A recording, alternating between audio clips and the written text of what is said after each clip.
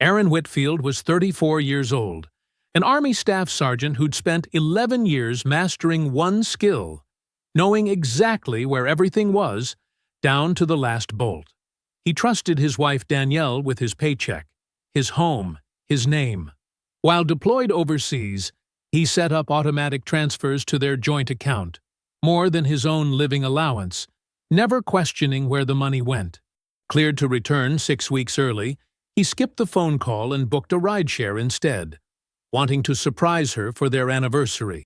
He walked through his own front door after midnight, keys still on his ring, unfamiliar shoes by the entrance, a razor that wasn't his in the shower.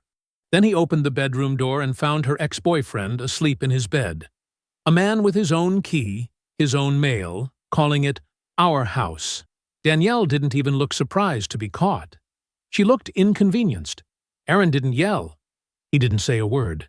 He simply stood there, calculating, and that silence would cost her everything. Before we jump into the story, comment where in the world you are watching from and subscribe, because tomorrow's story is one you need to hear. The plane shuddered as it dropped through the clouds, and Aaron Whitfield pressed his forehead against the cold window glass. Below him, the lights of the city spread out like scattered coins. Streets, neighborhoods. Somewhere down there, a house with a blue front door and a porch swing he'd built from a kit during his last leave. Home. He exhaled slowly through his nose. 11 years in the Army teaches a man how to wait. It teaches him how to sit still inside discomfort and not let it show on his face. Aaron had gotten very good at that. His soldiers called it the sergeant face, that flat, unreadable calm he wore during inspections, during inventory audits, during the long, grinding stretches when a supply chain broke down somewhere between a depot in Germany and a forward operating base, and nobody could explain where a pallet of equipment had vanished to. He always found it. That was the thing about Aaron Whitfield. He always found what was missing. His left knee was wrapped tight under his pants. A training accident. Nothing dramatic. Just a bad landing during a field exercise. A torn ligament that the base surgeon had clipped and stitched and signed off on. 6 weeks early clearance for stateside recovery. He'd been sitting on the approval for 3 days before he told anyone. He hadn't told Danielle. That part was intentional. Their 5-year anniversary was 9 days away. He had a reservation at a restaurant she'd been talking about since February, a small velvet box in his duffel, with a bracelet she'd pointed to once in a magazine and then forgotten about, or thought she had. Aaron had taken a photo of the page. He tracked assets. It was what he did. He smiled a little, thinking about her face, the way her eyes went wide when something genuinely surprised her. She was good at composure, Danielle was. Polished. She worked real estate, and that job required a certain face, confident, warm, always in control of the room. But in private, in those unguarded seconds, she had this expression that she couldn't manage. Pure, unfiltered feeling. He loved that expression. He'd been holding on to the memory of it for 7 months. He shifted in the seat and pulled out his phone, scrolling back through their last few weeks of messages without meaning to. He did that sometimes. Audited things. The earlier messages were easy. Long paragraphs, voice notes, photos of the house, photos of her at open houses grinning in her blazer. Miss you. Counted today. 74 days. Those were from month 3, month 4. Then something changed around month 5. Busy with listings. Talk soon. Tired. Good night. Sorry. Crazy week. He'd noticed it. Of course he'd noticed it. He noticed everything. But he'd filed it under a category he understood. Distance fatigue. The slow erosion that deployment did to communication. The way silence could just be silence and not a signal. She had her own life, her own pressure. He respected that. He didn't need her to perform happiness for him over text. He locked his phone and put it in his jacket pocket. 9 more days, he thought. And then she sees the reservation, and she sees the bracelet, and she makes that face. The wheels touched down hard, and Aaron reached up to grip the seat back in front of him on instinct, protecting his knee. Out-processing moved faster than he expected. Aaron had always had a talent for paperwork, for reading a form the right way the first time and not creating extra friction. He was signed out, credentialed, and standing outside with his duffel bag in under 2 hours. Other soldiers milled around the terminal entrance, waiting for family pickups, wrestling with gear. He pulled up a rideshare app. He could have called her. She would have come, late hour or not. But that wasn't the plan. The plan was the blue front door, the dark house, his key in the lock, maybe a note on the kitchen counter. Wake her up the right way. The driver was a quiet older man who had the radio on low, some late-night talk program with a soft-voiced host. Aaron sat in the back and watched the city move past the window. Gas stations, a closed diner with its neon sign still running, a church with a marquee sign out front that read, "Patience is not the ability to wait, but the ability to keep a good attitude while waiting." Aaron almost laughed. "Yes, Sergeant," he thought. The car turned onto his street at 11:47 p.m. The neighborhood was dark and quiet. Porch lights on timers, a dog somewhere distant, not alarmed, just announcing. The houses here were close together, modest yards, mature trees, driveways that ran right up alongside the front walk. He saw his house before the driver even slowed. The blue door, the porch swing, the light above the garage, the one he kept on a timer for exactly this kind of late arrival. But where Danielle's silver Accord usually sat in the driveway, there was a truck, a dark-colored pickup, newer model, a truck he had never seen before in his life. The rideshare stopped at the curb. Aaron got out slowly, duffel over his shoulder, and stood on the sidewalk looking at that truck. Something moved in his chest. Not quite a thought. Not yet. Just a flicker. Like a number that didn't match. Aaron stood at the end of his own driveway and did not move. The truck sat there like something planted. Dark blue, maybe black in this light. A newer F-150, clean, no mud on the tires. A small air freshener tree still hanging from the rearview mirror. Not a visitor's truck. Not the kind of vehicle someone parks in your driveway for an hour. It was settled in. That was the only way to describe it.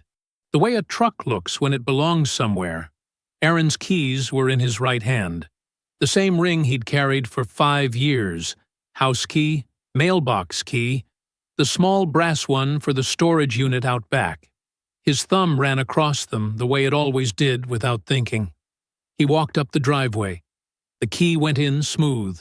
The lock turned the same way it always had. He pushed the door open slowly and stepped into the dark hallway, setting his duffel down against the wall without a sound. He reached for the light switch. Stopped. He'd heard something. Or felt it, maybe. The specific kind of stillness that means a house isn't empty. He left the lights off. His eyes adjusted. The hallway looked the same at first. Her umbrella by the door, the little table with the key bowl, the framed photo from their 2nd anniversary on the wall. He looked down at the floor near the doormat, and that's when he saw them. Shoes. Men's shoes, but not his. A pair of white low-top sneakers, size 11 or 12, placed neatly beside Danielle's flats. The kind of casual placement that said, habit. Not a guest's shoes. Not shoes left by accident. Shoes that lived there. Aaron breathed through his nose, set his keys in the bowl without a sound. He moved through the living room. A jacket draped over the back of the couch he didn't recognize. A phone charger plugged into the wall beside the TV. Different brand than his. He kept walking, down the short hall to the bathroom. The door was open, and he stopped there for a moment, looking at the counter. 2 toothbrushes. His was the black one, still in the holder where he'd left it, and next to it, a blue one that wasn't Danielle's. And in the shower caddy, beside her shampoo and his old bar soap.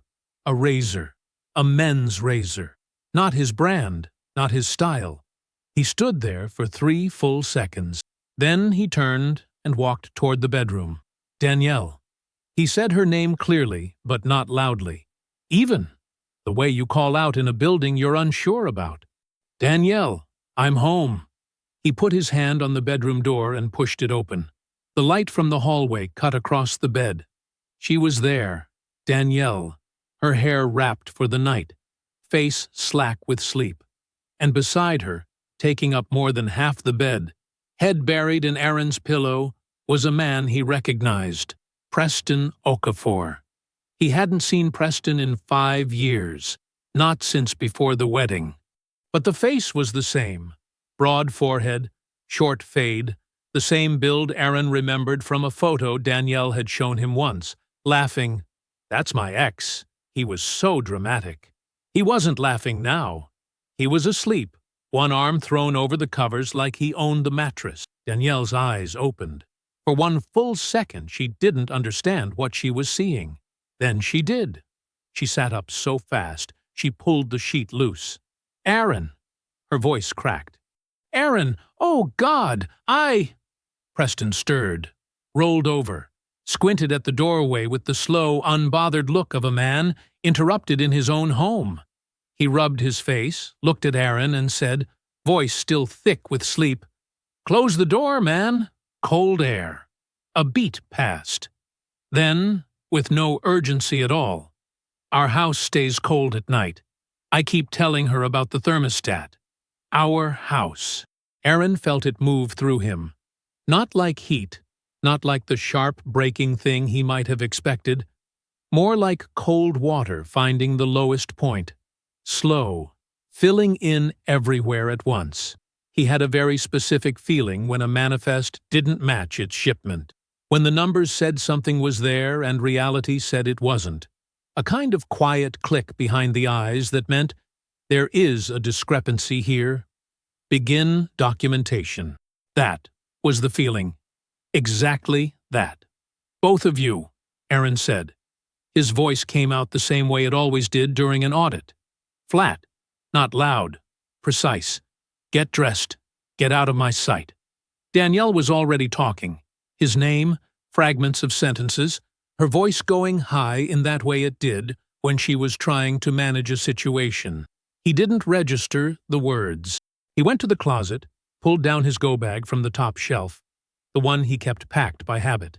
He picked it up, walked back through the hallway. "Aaron, please, just let me—" He opened the front door. "Aaron!" He pulled it shut behind him. The motel was 12 minutes away. Plain, clean, the kind of place that didn't ask questions about a man checking in alone after midnight, with a military duffel, and a face like a closed door. Room 114, first floor, end of the hall. He dropped the bag, sat on the edge of the bed, and held his phone in both hands. The room hummed with the sound of the AC unit. Outside, a truck rolled by on the highway access road, its headlights sweeping the curtain and then going dark. Aaron sat there and did not sleep. Aaron didn't try to sleep. He sat on the edge of the bed for a long time. The AC unit rattled. The curtain glowed faint orange from the parking lot lights outside. He stared at the carpet, a flat beige pattern that had probably looked the same since 1987. And then he opened his phone. Not her contact, not a text, not even the call log. The banking app. He typed in his PIN and waited for it to load. He started with the most recent month. The balance was lower than it should have been. He already knew that, had noticed it in passing 2 weeks ago during a quick check between shifts, told himself Danielle was probably covering something around the house. A repair, maybe? She'd mentioned the gutters back in August. He scrolled back further. September, August, July. The more he scrolled, the quieter he got inside. The allotments had gone in like clockwork. Every single one. He could see them lined up, clean, consistent deposits landing on the same date each month, his name attached, every dollar he'd sent home from overseas. More than $2,000 a month on top of his base pay. He had wanted her to feel secure while he was gone. He had wanted her to feel taken care of. Every deposit was there, and money was still missing. He sat forward, elbows on his knees, phone close to his face, and he started cross-referencing. It was what he did. He didn't have a spreadsheet in front of him, but he didn't need one. 11 years of tracking supplies across multiple continents had wired his brain to hold rows and columns like other people held song lyrics. The transfers stood out almost immediately. A recurring pull to an account number he didn't recognize. Routing digits he'd never seen attached to anything in this household. Not a utility. Not a subscription. Not a name he knew. Small at first. 200 here, 150 there, but then bigger. 500, 800. Twice in 1 month. The cadence of it was too regular to be random. Someone had set this up to run. He went back further, checked the mortgage line. He stopped. October. The mortgage payment had not gone through. He stared at that line for a long time. The allotments had come in. The money had been there. But the payment had not gone out. Not to the lender, anyway. It had moved somewhere else that same week. He checked his credit report next, using the monitoring service his sister had told him to sign up for 3 years ago. He'd never had a reason to check it seriously until now. The car loan entry made him go still. He didn't own a second car. He had never applied for a car loan beyond the one he'd paid off in 2021. But there it was, opened 7 months ago. A balance of over $14,000, his name and social security number attached to a vehicle he had never seen, never touched, never signed for. He set the phone face down on the bed. He breathed. Once, twice. He picked it back up. He started doing the math in his head, real math, not angry math. He went month by month, lining up what should have been against what was actually there. By the time he got to the beginning of last year, a pattern had taken shape that was not complicated or hidden. It had just required someone to actually look. 8 months. The transfers had started 8 months ago, 2 months into his deployment. Preston, based on the shoes and the razor and the settled-in weight of that truck in the driveway, had moved in somewhere around 3 months ago, which meant the money had been flowing out before Preston even arrived. He had not been a surprise. He had been a plan. Aaron sat with that for a moment. Not with heat, with clarity. At 4:48 in the morning, he found his sister's name in his contacts and pressed call. She picked up on the second ring. That was Yolanda. She slept light and never missed a call from him, not since he'd first enlisted. Aaron. Her voice was already alert. Not groggy. Just waiting. I need your help, he said. A pause. Short. What happened? He told her. Not all of it. Not the bedroom. Not Preston's voice saying our house. Just the numbers, the transfers, the missed payment, the loan. He kept his voice even, like he was briefing a superior. When he stopped talking, Yolanda was quiet for 3 full seconds.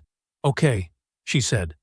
The word came out careful and controlled, the way she got when she was angry and choosing not to be. Okay. What do you need? I need to know the fastest legal way, Aaron said, to find out everything that's been done to my name and my finances while I was deployed. Every account, every document, everything signed in my name. Another pause. Longer this time. I can do that. Her voice had changed. Sharper now. Professional. The paralegal coming online. I'll start pulling things in the morning. Credit reports, property records, all of it. Tonight, Aaron said. A beat. Then, tonight. He thanked her. She told him not to thank her yet. He ended the call. He set the phone on the nightstand and lay back on the motel bed, still in his clothes, hands folded across his chest. The AC unit rattled. The orange glow pressed through the curtain. He stared at the ceiling. He was not thinking about Danielle. He was not thinking about Preston, or the way Preston had rolled over and said, "Our house," like it was nothing. He was not thinking about 5 years, or the anniversary, or the way he had felt on the plane coming home. He was thinking about the account number he didn't recognize, the loan he hadn't signed, the mortgage payment that had gone somewhere else. He was thinking about what else he didn't know yet, and he was already building the list. The coffee shop was a small place, the kind that had been on the same corner for 20 years and never felt the need to change. A hand-painted sign above the door, mismatched chairs, the smell of dark roast, and something sweet baking in the back. Aaron got there first and picked a table near the wall, away from the windows, where no one passing by would have a clear view of the screen. Yolanda walked in 12 minutes later. She was wearing a gray blazer over a black shirt, her natural hair pulled back, and she had her work bag on her shoulder. The big one, the one that meant she'd already started. She scanned the room, found him, and didn't smile. She came straight to the table and set her laptop down before she even took off her bag. "You eat anything?" she asked. "No." "I figured." She flagged down a server and ordered 2 coffees and a plate of toast without asking him what he wanted. Then she opened the laptop. "Okay," she said. "Let's see what we've got." She'd already done more than he expected. She'd pulled his credit report through all 3 bureaus using a licensed access she had through her firm, and she had started a running document with notes flagged in red. She turned the screen toward him and let him read for himself. He read slowly, carefully. The car loan was there, the one he'd found the night before. 14,000 and change, 7 months old. A vehicle registered to an address he didn't recognize, but there were 2 other lines he hadn't seen yet. A credit card opened 6 months ago, with a $3,000 limit, 200 from maxed out. And a second card, opened 4 months back, with a balance he didn't want to look at but did anyway. His jaw tightened. He kept reading. "The big one," Yolanda said, "is here." She clicked over to a different tab, a property records page. She zoomed in on one line and tapped the screen with her fingernail. A refinance. His house. Completed 5 months ago. He looked at the date. He'd still been overseas, 11 weeks into the deployment. She used the power of attorney, Yolanda said. Flat. No editorialized, just facts. The one you signed before you left. Aaron remembered signing it. He'd sat at the kitchen table. Danielle across from him, a notary on his right. He'd signed it so she could handle things if something went wrong. An emergency repair, a medical situation, some bill that needed a signature. He'd told her that. She'd nodded. She pulled equity? He asked. $62,000. He didn't say anything. Yolanda pulled up the bank records she'd gotten authorization to access that morning, using a form Aaron had signed over the phone before he'd even left the motel. She walked him through the trail. The refinance proceeds had landed in the joint account and then moved within 4 days. A large chunk wired out in 2 separate transfers. She pulled up a third document, a loan payoff confirmation tied to a name Aaron recognized immediately. Preston Okafor. Aaron sat back in his chair. He looked at the ceiling for a moment, then he looked back at the screen. His debts, Aaron said. It wasn't a question. An old personal loan and a car note, Yolanda said. Both paid off within a week of the equity transfer. His name? His accounts? She paused. With your money. From your house. The coffee arrived. Neither of them touched it. Yolanda turned the laptop back toward herself and pulled up a new document, a legal summary she'd drafted in bullet points, tight and clean. Here's what matters, she said. There's a federal law called the Service Members Civil Relief Act, the SCRA.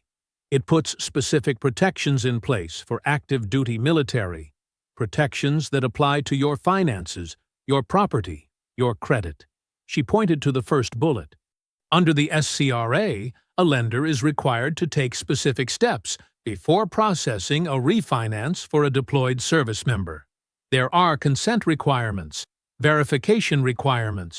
If those weren't followed, and based on what I'm seeing here, they weren't, the refinance may be legally invalid. And the loan in my name? Same protection applies. A creditor can't open a loan in your name during active deployment without proper verification. If they didn't confirm you were the one applying, she tapped the table once. That's a violation. So she broke the law, Aaron said. She broke federal law, Yolanda said. And so did whoever processed the paperwork without asking the right questions. Aaron stared at the document. He didn't feel satisfaction. Not yet. He felt something colder and more useful, the same sensation he got when a manifest discrepancy turned into a confirmed theft. The moment when the problem stopped being invisible. He stepped outside to make the call. The morning was cool. A few cars moved slowly down the street. First Sergeant Adebayo picked up on the third ring. Whitfield. His voice was calm. The kind of calm that came from 30 years of handling hard things. Wasn't expecting your number. First Sergeant, Aaron said.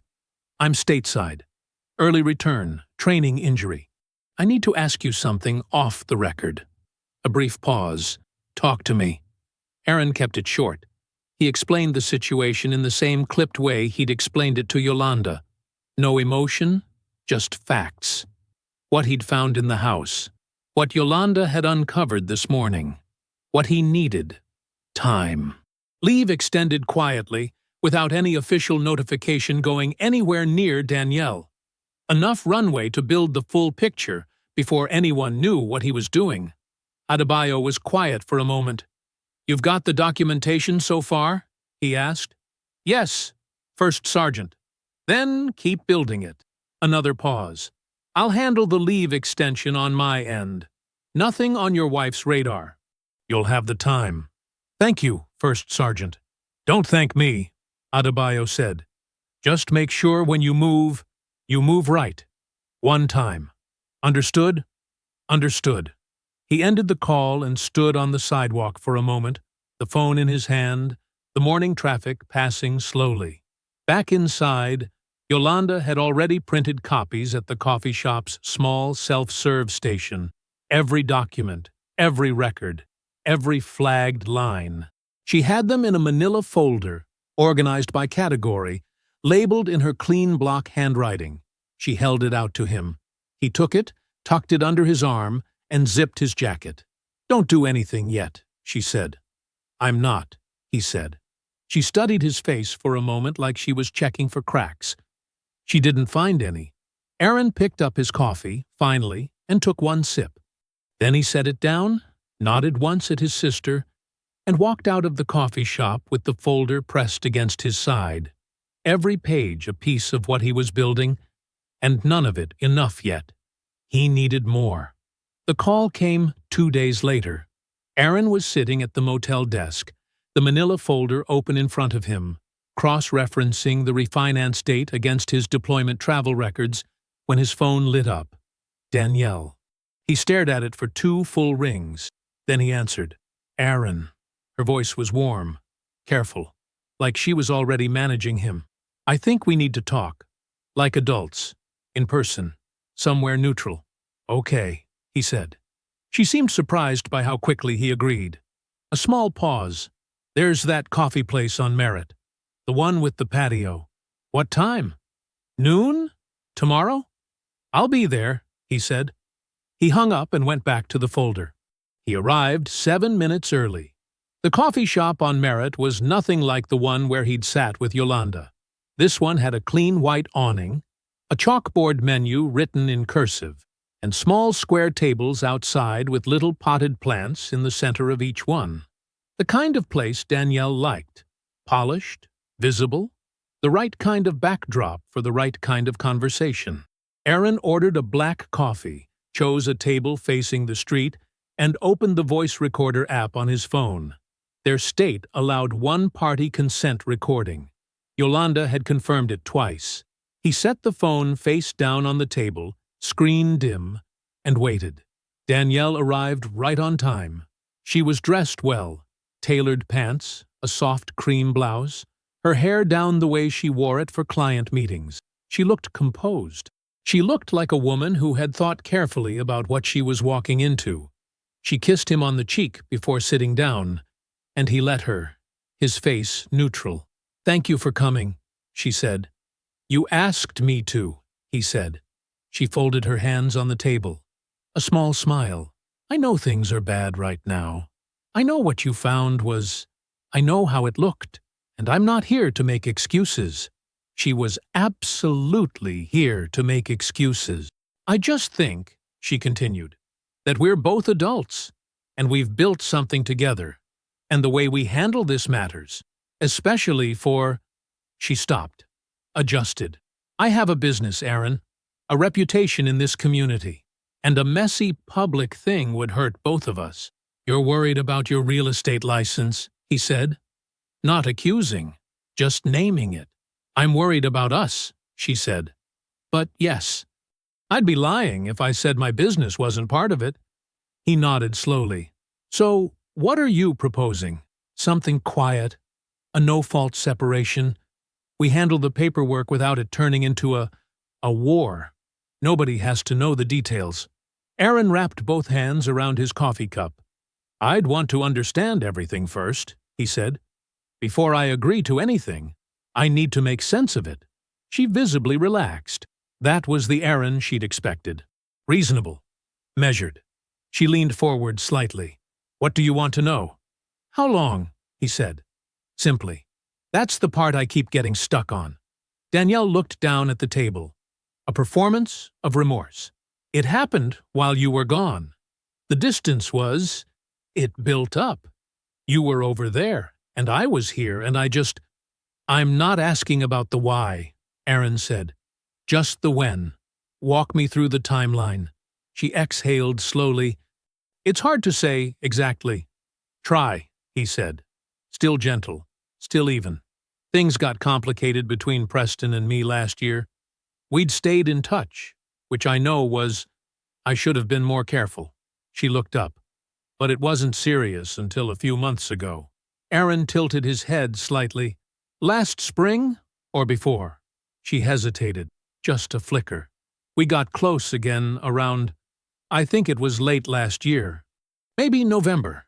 She waved a hand vaguely. "But it wasn't what it became until earlier this year." "November," Aaron repeated. Quiet. Neutral. "Okay." He let a brief silence sit between them. "And when he moved in, you said that was recent. When we talked at the house." "It was. He didn't move in until…" Another pause. Her eyes moved to the left. "Maybe 4 months ago." "But the relationship itself was already going on well before that," Aaron said. "November, you said. So that's over a year at this point." She didn't catch it. She was too busy managing his expression, watching for anger, watching for tears. She nodded. I know how that sounds. But Aaron, you were gone. Every time I tried to tell you I was struggling, you'd talk about the mission, the unit, the next rotation." "I hear you," he said. And he said nothing else. He let her keep talking for another 12 minutes. About the loneliness. About Preston being there when Aaron wasn't. About how she'd always loved him, but people were complicated. Aaron nodded in the right places. He asked 1 or 2 small questions to keep her moving forward. He did not tell her about the folder under his arm. He did not tell her about the credit report, the refinance, the $62,000, or Preston's paid-off debts. He said, "I appreciate you being honest with me," and meant none of it. When they parted, Danielle touched his arm and said she thought they were going to be okay. He smiled once, got in his car. He drove half a block, pulled to the curb, and picked up his phone. He replayed the recording from the beginning, volume up, listening through both earbuds. Her voice came through clean and clear. Maybe November. Over a year.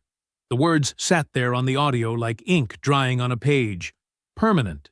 Usable. Hers. He clipped to the clearest section, the one where she'd said it plainly, confirmed it without prompting, and sent the file to Yolanda with a single line of text. She put it on record herself. More than a year. Add it to the file. He knocked on Ms. Ferrer's door at 10 in the morning. The house next door was tidy and small, with a bright red door and flower boxes under every window. A wind chime made of little copper tubes hung from the porch ceiling and sang softly in the October air. Aaron had always liked this house.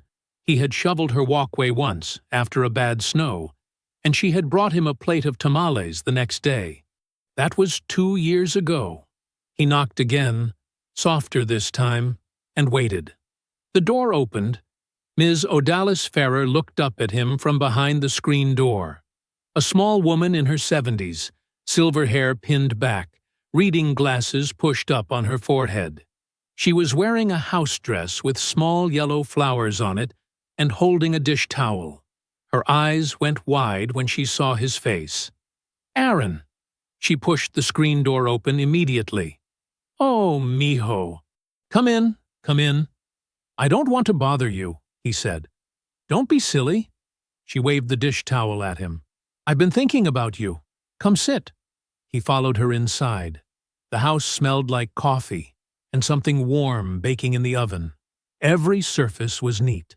A small television in the corner played a morning news show on mute. She gestured toward the couch and went to pour him a cup of coffee without asking, the way she always did. He sat down and folded his hands. "Ms. Ferrer," he said, when she came back and settled into the armchair across from him, "I need to ask you something, and I need you to just tell me what you actually saw, not what you think I want to hear. Just the truth." She set down her own cup and looked at him squarely.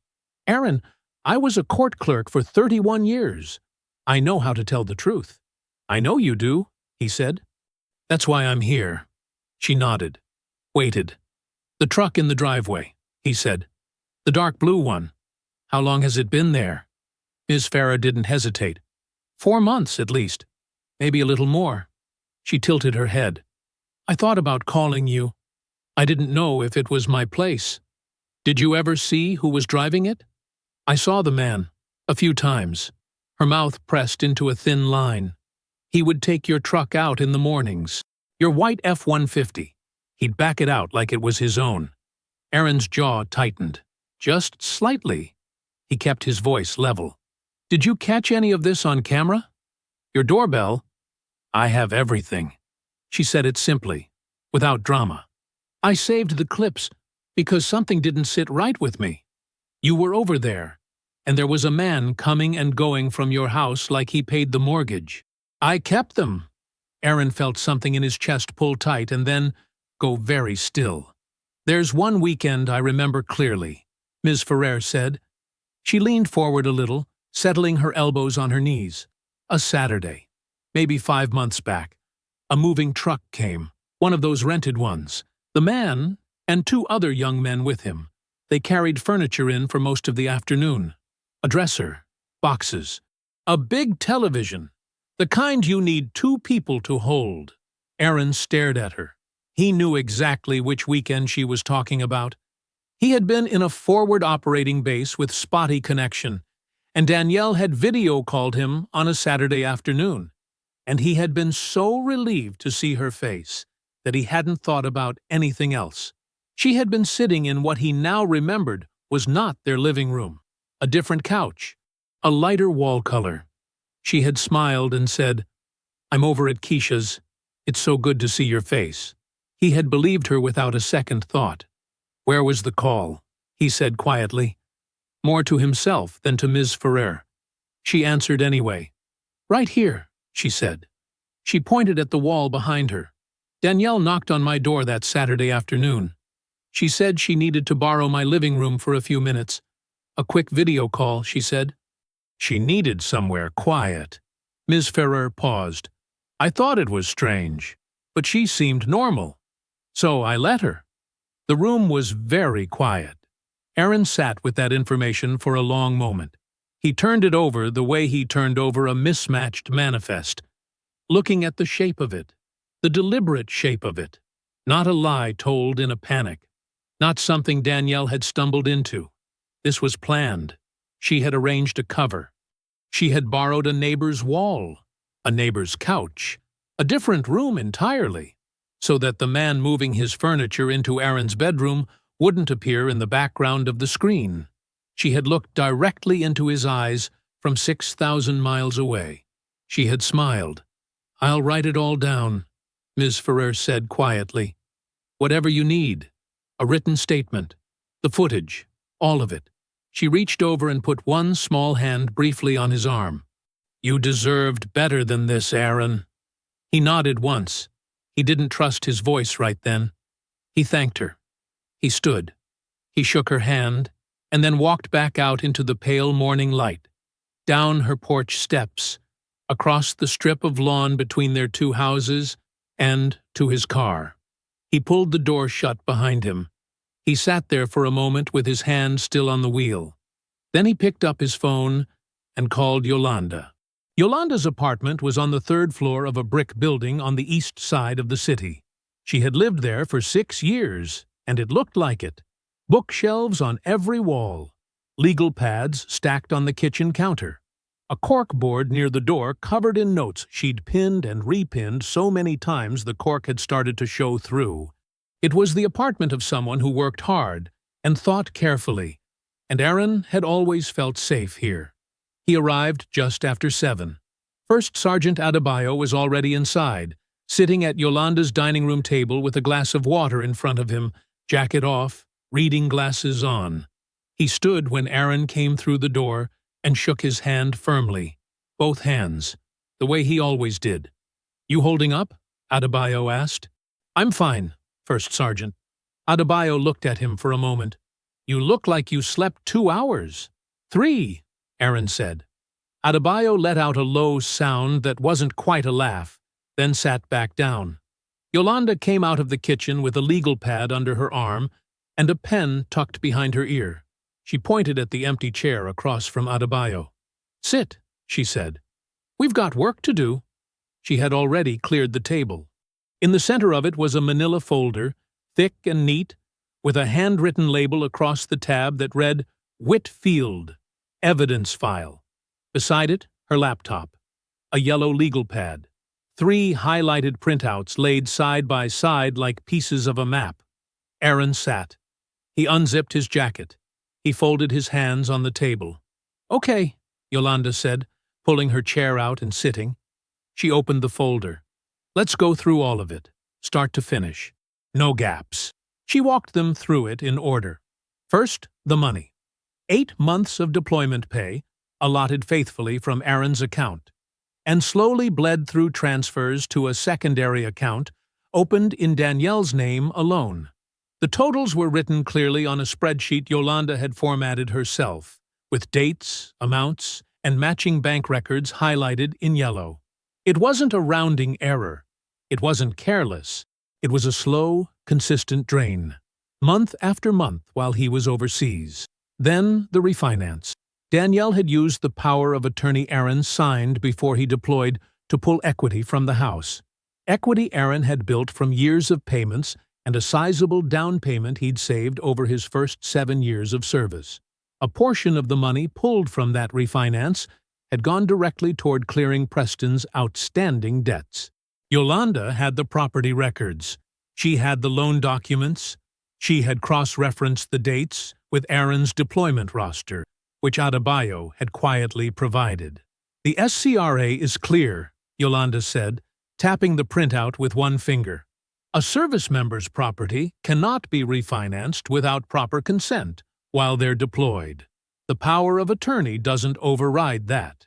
And the loan officer who processed it either didn't check or didn't care." She paused. "Either way, that's their problem now." "What kind of exposure are we talking?" Aaron asked. "For Danielle? Civil liability. Possible criminal exposure depending on how the DA looks at the forged car loan." She glanced up. "That signature isn't yours, Aaron. We both know it. A handwriting comparison will confirm it." Adebayo set down his water glass. "And my office has confirmed his extended leave is locked in," he said. "Administratively secured.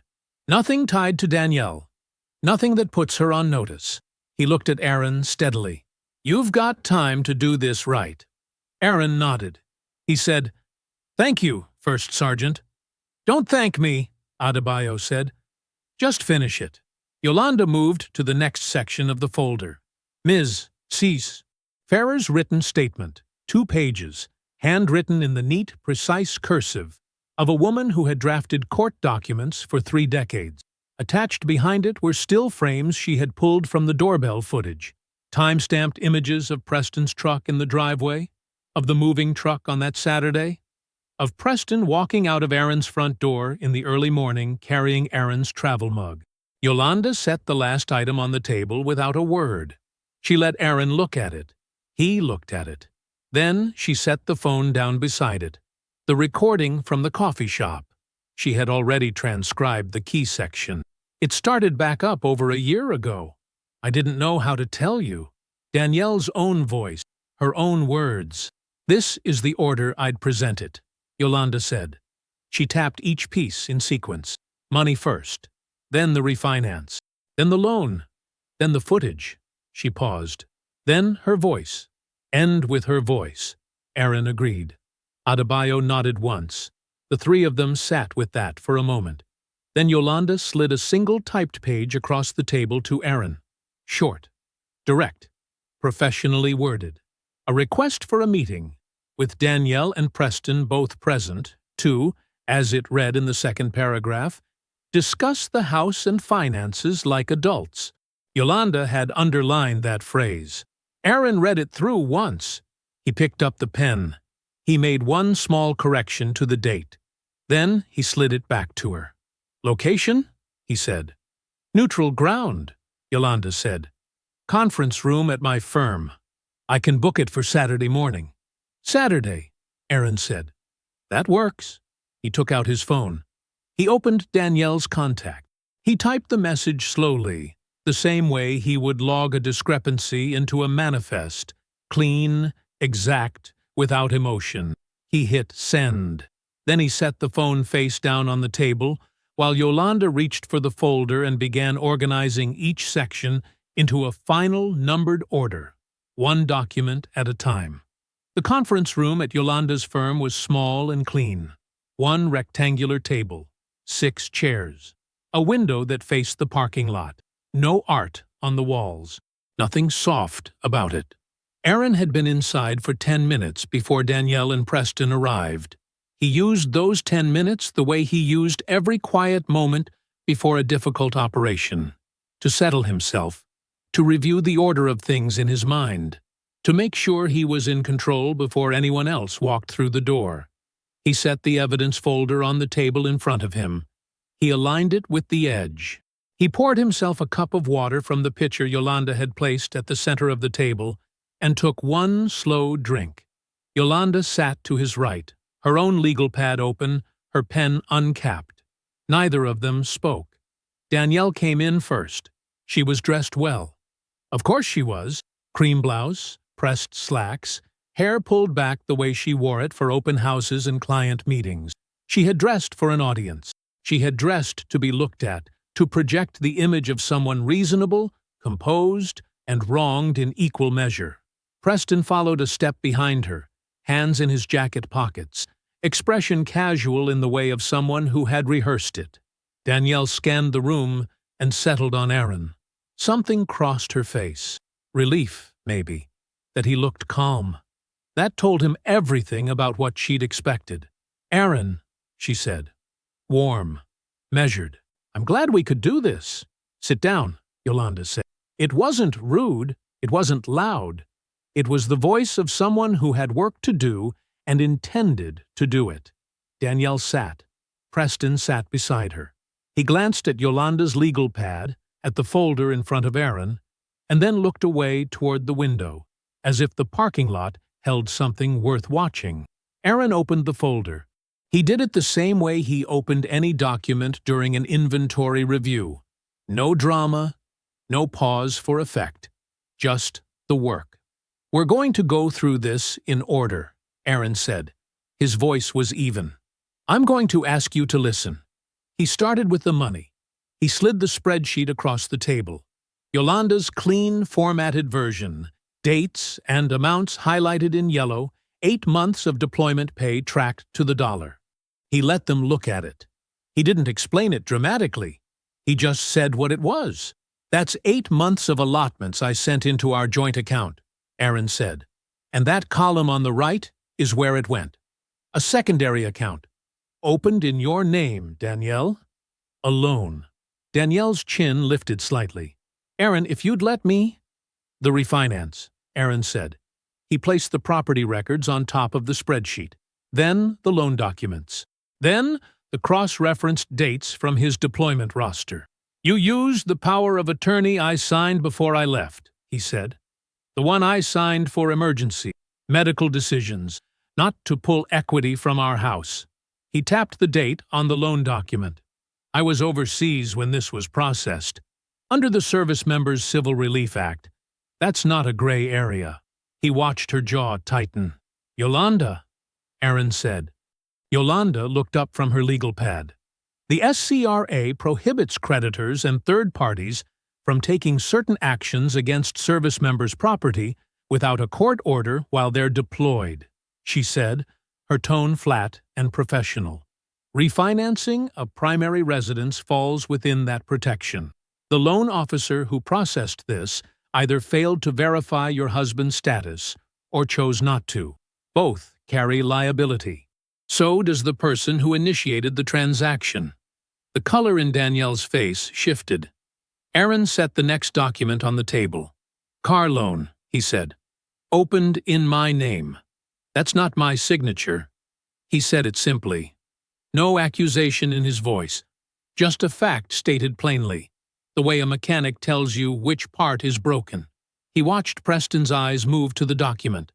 Watched them move away. Then Aaron reached into the folder and laid out the still frames from Ms. Ferrer's doorbell camera. Printed clearly. Time-stamped.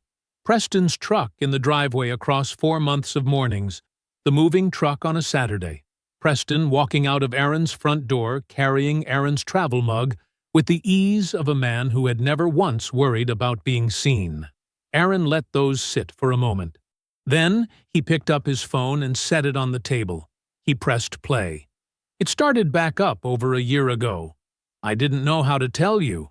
Danielle's voice came out of the speaker, clear and calm, the way it had sounded in that coffee shop, like a woman who thought she was still controlling the conversation.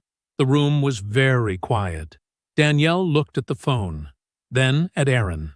Something behind her eyes shifted.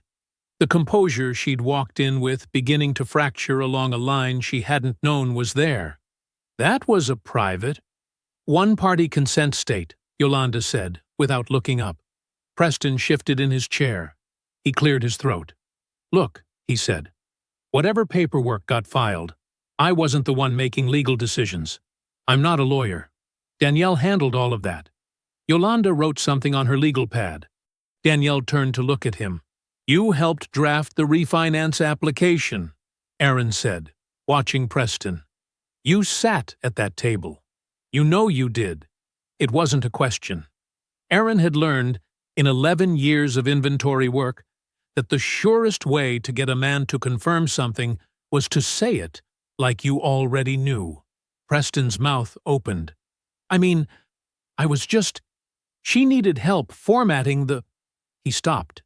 Yolanda underlined something. So you assisted in the preparation and submission of a refinance application that violated federal service member protections, Yolanda said, still writing. And you were aware, at the time, that Aaron was deployed. Preston looked at her, then at Danielle, then back at Yolanda, as if someone in the room might offer him a way out of what he had just said. Nobody did. Danielle's hands were flat on the table now, pressed down like she needed the surface to stay still. Aaron, she said. Her voice had changed. The warmth was gone. We can still handle this quietly. You don't need to… Yolanda, Aaron said. Yolanda set down her pen. She looked across the table at them both. You're looking at civil liability for the SCRA violation, she said. Possible criminal exposure on the forged auto loan, financial fraud claims tied to the diverted deployment pay, and documented evidence of premeditated deception. She paused. That evidence will be filed with the appropriate authorities. It has already been copied and preserved. Danielle opened her mouth, closed it. Preston stared at the table. Aaron closed the folder. He capped his pen. He stood, and the chair made a clean, quiet sound as he pushed it back.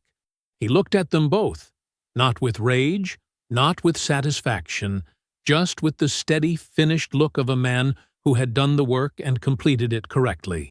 "The next steps will happen through official channels," he said. He picked up the folder. He walked to the door. He didn't look back.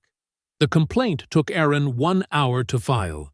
He sat at the desk in his motel room with Yolanda on the phone, walked through the SCRA violation form line by line, attached the supporting documentation, the loan date, his deployment orders, the POA paperwork, the refinance application with Preston's partial handwriting on the formatting notes, and submitted it to the appropriate federal office before noon.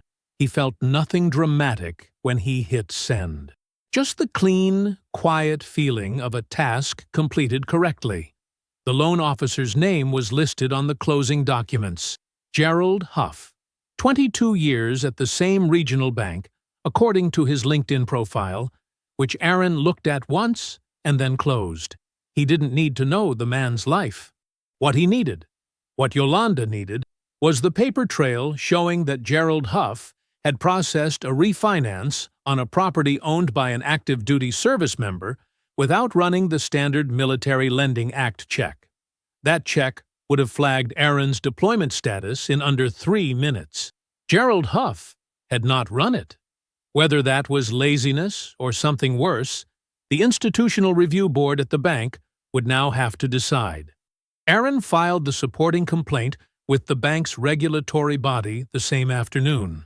Yolanda CC'd herself on everything. Word moved through the neighborhood the way it always does in small communities, not loudly, not all at once, but steadily, carried by people who had seen things and finally had permission to say them. Ms. Ferrer didn't gossip. That was important to understand. She simply answered questions honestly when her neighbors asked them, which they did, because a moving truck and a strange man in the Whitfield driveway for 4 months had not gone unnoticed by anyone on the block. She mentioned what she'd witnessed to 2 people. Those 2 people mentioned it to others. By the end of the second week, the broad strokes were common knowledge in the kind of circles where Danielle Whitfield had built her professional reputation. Her broker called on a Thursday. Aaron heard about it from Yolanda, who heard it from Ms. Ferrer, who had been told by a woman in her church whose daughter worked at the same realty office. The broker hadn't fired Danielle outright. That wasn't how it worked. He had simply stopped assigning her the listings that mattered. The high-value properties, the new developments, the clients who had options. He cited, in his careful language, integrity concerns that impact client trust. Danielle was still technically employed. She just had nothing to sell. The refinance unraveling took longer. Legal things always do. But it moved. Once the SCRA violation was formally recognized, the transaction was flagged for review. The equity pull was tied to the original fraudulent application. The court froze the disputed funds, and Preston, who had leaned on that equity to cover the debts Danielle had paid off on his behalf, was left standing without a floor underneath him. He had no claim to the house. He had never been on the deed. What he'd had was access and comfort, and the financial benefit of another man's asset. And now all 3 of those were gone. He left before the legal proceedings fully concluded. No dramatic exit. He simply stopped being present. Danielle's number showed up in Aaron's call log twice in the week after that, unanswered.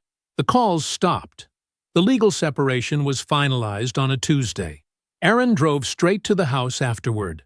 He stood in the driveway for a moment before going inside, taking in the way the afternoon light hit the front window, the slight sag in the gutter on the left side that he'd been meaning to fix before he deployed. The yard needed work. The door needed a new coat of paint.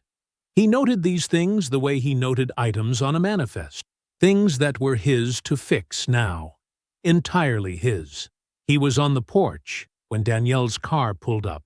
She had called ahead. He had agreed to give her 30 minutes to collect the last of her belongings, supervised.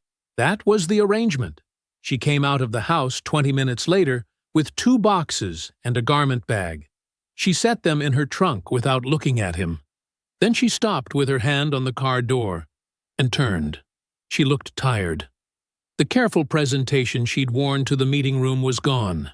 Just a woman in jeans and a plain jacket, hair loose, looking at a house that no longer had her name on it. "You didn't have to do all of this," she said. There was no heat in it, just the last, worn-down version of the argument she'd been making since the night he came home. Aaron looked at her evenly. "You used my name," he said.